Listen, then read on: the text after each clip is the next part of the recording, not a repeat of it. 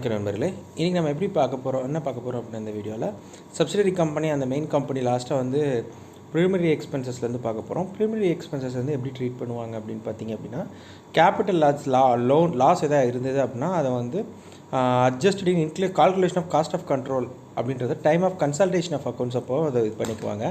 அதே மாதிரி provision for taxation பார்த்தீங்க அப்படின்னா,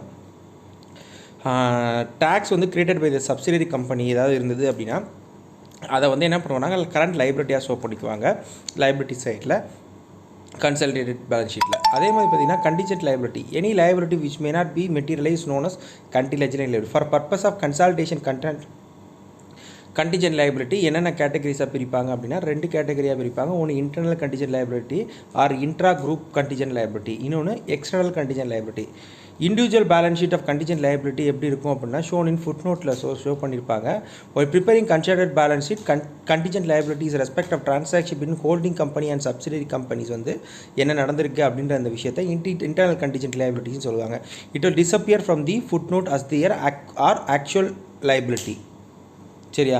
அடுத்து பார்த்தீங்கன்னா consolidation of profit and loss account எப்படி நடக்கும் அப்படின்னு பார்த்தீங்க அப்படின்னா, அஸ் ரிசல்ட் வந்து ப்ராஃபிட் அண்ட் லாஸ் அக்கௌண்ட் வந்து current year of the group வந்து consolidate profit and loss account வந்து கண்டுபிடிப்பாங்க.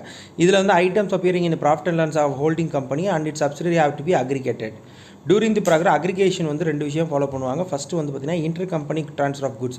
இங்கே என்னென்னா ஒரு goods transfer from holding company to subsidiary company or vice வேஸாக சப்சிடரி கம்பெனிலேருந்து ஹோல்டிங் கம்பெனிக்கு போனாலும் போத் பர்ச்சேஸ் அண்ட் சேல்ஸ் வந்து appearing in the consolidate balance sheet of profit and loss அக்கௌண்ட்டில் தான் இருக்கும். அடுத்து அன்ரியலிஸ்டிக் ப்ராஃபிட், அதாவது பார்த்தீங்கன்னா இன்ட்ரா குரூப் அன்ரியலைஸ்ட் சேல்ஸ் வந்து so reduced from the trading profits of the selling company and stock of the purchasing company. The reduction should be conferred to the company shares of such profits. So unrealized profits is treated as the following. எப்படின்னா profit and loss consolidated accounted to stock reserve அப்படின்றதெல்லாம் நம்ம treat பண்ணுவோம்.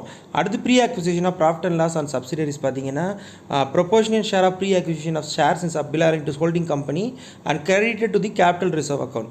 அதாவது என்னென்னா consolidated profit and loss accounted to capital reserve to goodwill. இதில் என்னென்னா pre acquisition loss of reverse entry may be passed. சரியா? இதே ப்ரீ அக்விசிஷன் லாஸ் தான் இருந்தது அப்படின்னா. ஸோ அதே மாதிரி பார்த்தீங்கன்னா intra company dividends and interest. So dividend through holding கம்பெனியில் ஏதாவது டிவிடெண்ட்ஸ் ஏதாவது சப்சிடரி கம்பெனிக்கு கிடைச்சது அப்படின்னா eliminate both side of consolidated profit of loss account. Similarly debenture interest due receipt from should be eliminated. So it not be have no adjustment is required for debentures and dividend or tax paid. சரியா? Either to outsiders or to the government authorities. Propose dividend on subsidiary. அதே மாதிரி பார்த்தீங்கன்னா subsidiary company வந்து propose dividend இந்த புக்ஸில் வந்து இருந்தது அப்படின்னா holding company is also record it share of dividends. The holding company share should be eliminated from both sides of consolidated profit and loss account. Holding company வந்து has not pass entries for propose dividend of subsidiary கம்பெனினா debit respect of proposed dividend should be reduce by the holding company shares in the propose dividend. Capitalisation of post acquisition profit. If the profit has been utilized subsidiary in payment of bonus shares, the share should be transferred to capital reserve. அடுத்து பார்த்தீங்கன்னா arrears of preference dividend என்னன்னு பார்த்தீங்க அப்படின்னா consolidated profit and loss account data to minority interest account. Revaluation of assets. In a fixed asset of subsidiary company value at the time of acquisition of shares, revaluation was recovered by the subsidiary, not recorded by the subsidiary in its books. The excess of sought depreciation should be adjusted by debiting or crediting consolidated profit and loss account, debiting or crediting the respective asset account. At the subsidiary is transferred to reserves.